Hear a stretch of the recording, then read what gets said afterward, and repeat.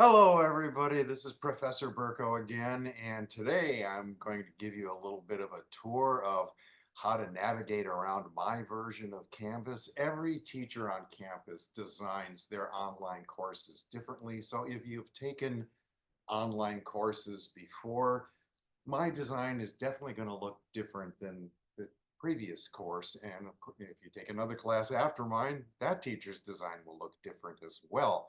So a big part of the first week is just kind of experimenting around with the website and getting a feel for how I present my information to you. And we can start right away with the screen share, and I will show you a variation of what the course looks like. And this is just a draft right now.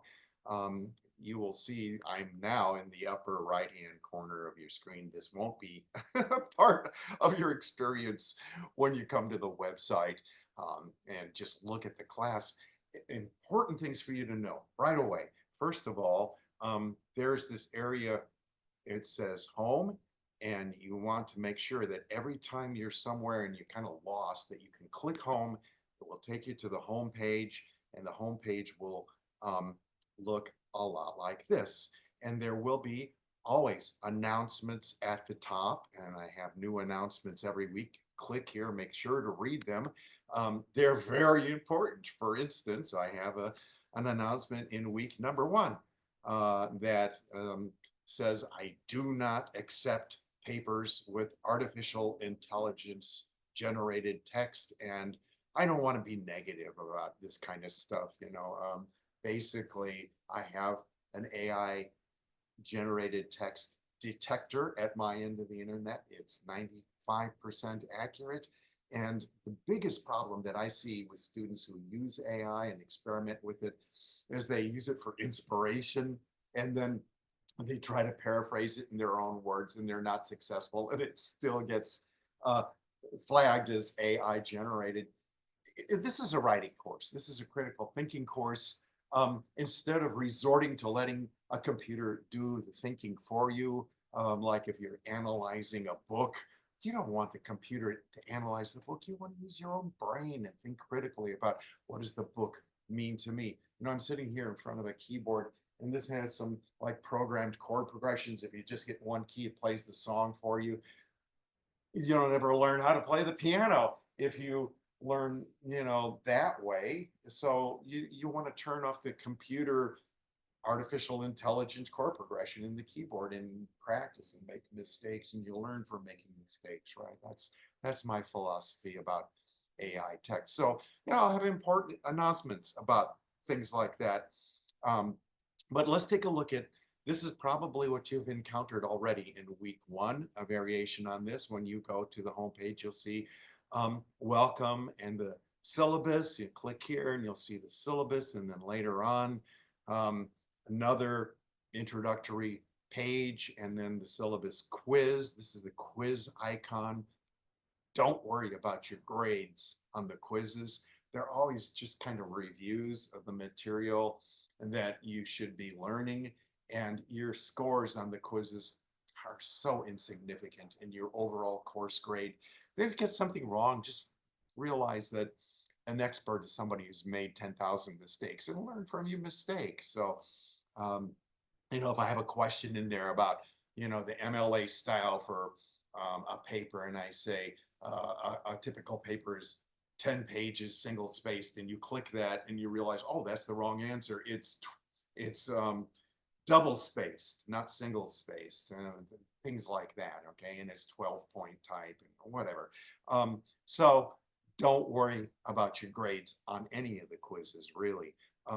If you look at in general, uh, my first week has a lot of extra stuff in it. I have this housekeeping area, which, by the way, has your course number and ID, enrollment key for logging on to turnitin.com. That's where you're going to turn in your essays. There's a tutorial on how to set up your Turnitin account, and another video tutorial on how to submit a paper to Turnitin. And speaking of submitting papers and Turnitin, let's talk about grades, okay, real quickly. I take the emphasis off of grading in this course. It really is important that you just enjoy the writing. And if you go over here and click grades and you're obsessed about your scores and all you're thinking about is like my grades as they're displayed on Canvas, all you're going to be seeing is your scores for class participation. So this is blank right now, but these are our class discussions and you get points for participating. But class participation is only about 15% of the overall course grade. 40%, 60% of your course grade are the 4 essays that you will write for this course, and you'll find your scores on those at Turnitin. And this class is designed for success. You will actually have numerous opportunities to revise your papers if you're not happy with your score. So your original rubric scores on those papers aren't even your grade. In my class, I collect a portfolio at the end of the semester, and that portfolio allows you to revise after seeing my feedback. And you also can get feedback from the Writing Center team teachers. We'll have a lot more about all of that later in the course. So to summarize all of that, where it says grades here, that's not your grade in the course. It's your scores for class participation. And Turnitin is where you're going to find your scores and your first drafts of your 2-page, 4-page essays, whatever you're writing for me later in the semester. You know, if you go through starting on week 2, I think coming up here, that's not been revealed yet, but you will have it soon. This is the kind of rhythm that the class will have. There'll be a lecture content area. I would recommend don't read it at random, okay? That's sort of like if you're reading a novel and you read chapter 6 first, and then you read chapter 1, and then you read chapter 3. The story gets all mixed up, right? You don't want to do that. You want to start with week number 2. Let's click on a page. I have introductory material for week 2, introducing. Read it. Go down to the bottom of the page, just like you're reading a book. Click next. Read the next page. And then it's going to have a little lectures that are both video lectures. If you click on there, I'll come up here talking, but then written lectures as well, and they support each other.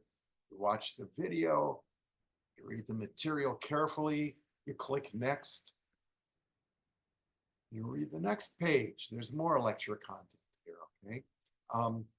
If you want to, you can always click home. That's up here. Go back to the top. And let's look at week 2 again, so you can see the patterns.